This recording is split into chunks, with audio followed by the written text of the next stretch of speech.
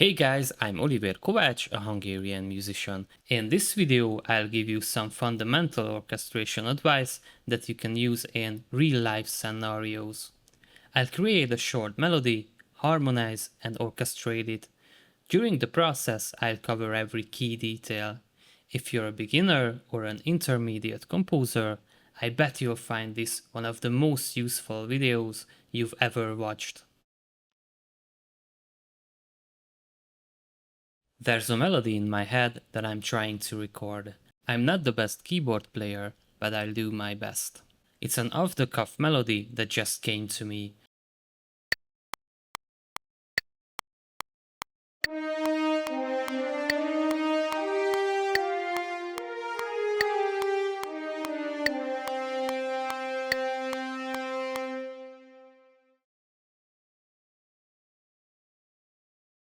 I'm not using fancy 7th or extended chords here because I want this video to be easy to follow. Just the regular old diatonic triads. If you're not familiar with harmonization, I suggest checking out my video series How to Compose Music from Scratch. In this case, the two tenor trombones will follow the French horns, forming chords together.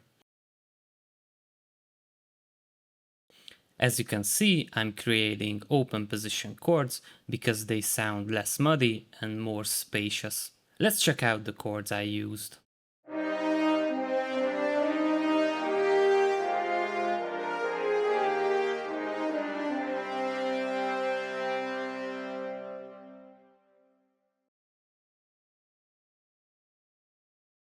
I have to admit, I later added a small change to the accompaniment in one place, but the overall idea remained the same.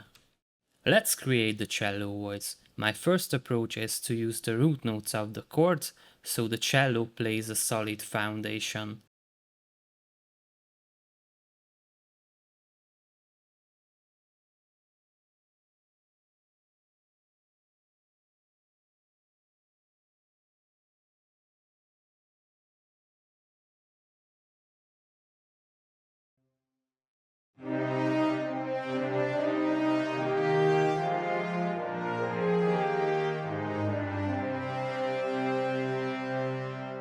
As you can see, there are a few issues here. The first problem is that F3 sits between the two tenor trombone voices, so we have to transpose it an octave lower. Why do I call it F3? Because MIDI octaves are not identical to SPN octaves. In SPN, this note is an F3 and what we need is an F2. But this creates a minor 7th interval between the previous note and F2, which is too big a leap. How do we solve this? Simple. We need a kind of transition note, which is a B flat.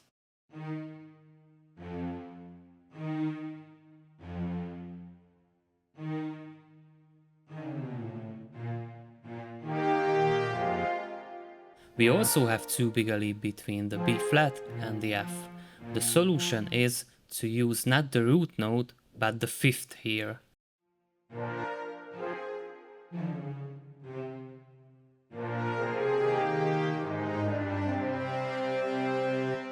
The third issue is that in the 4th measure, the lowest notes of the last two chords are too close to the bass notes.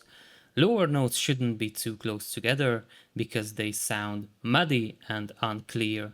On top of that, those notes are the thirds of the chords. When writing orchestral parts, the thirds are ideally placed among the highest voices. My solution is to transpose the C up to E flat and the B flat up to D. This way the parts no longer form complete triads, but that's fine because I'll include the thirds in the violin part. In some cases the bass part plays the same notes as the lowest non-bass voices, as with the trombones here. This is not a problem at all. The issue arises when the bass moves unpredictably, jumping around and randomly ending up between or even above the middle voices. Let's listen to what we have so far.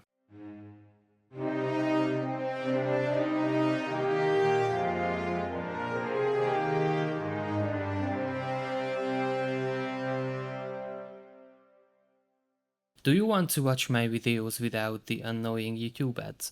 By joining my Patreon community, you'll get ad-free access to my videos along with exclusive MIDI and project files related to my content. Join now and support the channel. Thank you for your support. The violins will play quarter notes.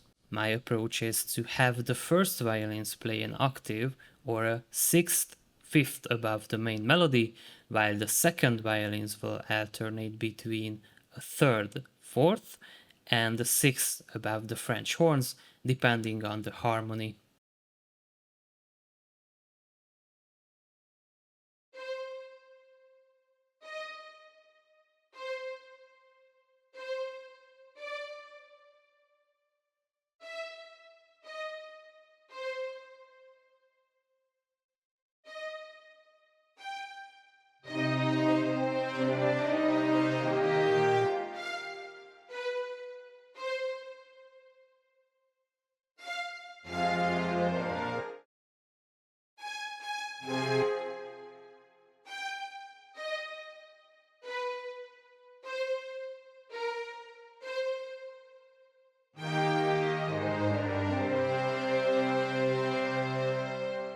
As promised, the strings take care of the missing thirds in those chords at the end of the piece.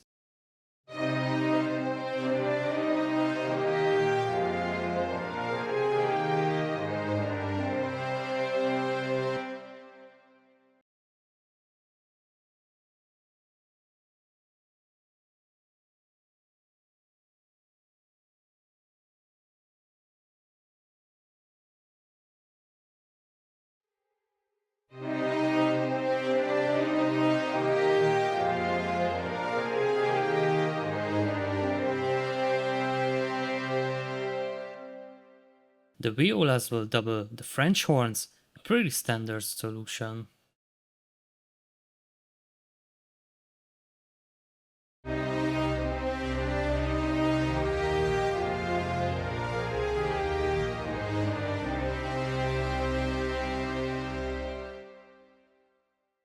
One issue still remains. In the last chord, there's no third. The fix is simple. The violas will play the third on that final chord instead of doubling the French horns.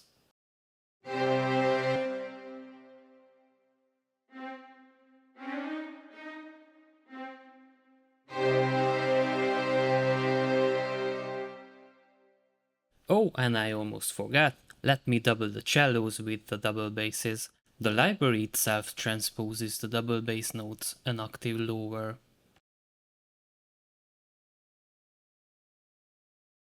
Actually, according to many sources, in the case of orchestral chords, it is often most effective if the fifth or the octave is on top. Here in the fourth measure, the last two chords have the third on top, but this is not a cardinal issue and it doesn't sound bad. However, if the two violin parts were to move in contrary motion at the last chord of the fourth measure, the third would still remain and the voices might move in a more balanced way.